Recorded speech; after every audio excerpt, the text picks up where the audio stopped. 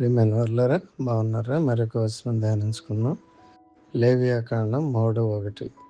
ఒకని అర్పణ సమాధాన బలి అయితే అతడు పశువుల్లో నుండి అర్పించినది మగదైనను ఆడుదైనను దోషము లేనిదే యెహోవా సన్నిధికి తీసుకొని రావలెను. సమాధాన బలి అనేది కృతజ్ఞతగా సహవాసం కోసం లేదా మొక్కుబడి తీర్చుకోవటానికి సందర్భంగా అర్పించే బలి.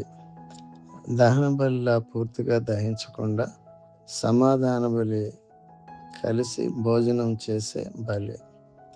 కాబట్టి విశ్వాస మూలంగా మనము నీతిమంతులుగా తీర్చబడి మన ప్రభువైన యేసుక్రీస్తు ద్వారా దేవునితో సమాధానం కలిగి ఉందము. రోమా 5:1. మరియు యేసే మన సమాధాన బలి.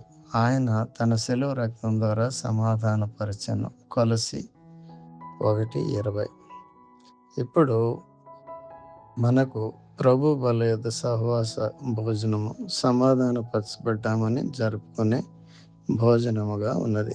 దేవుడు మిమ్మను దీవించునుగాక. ఆమేన్.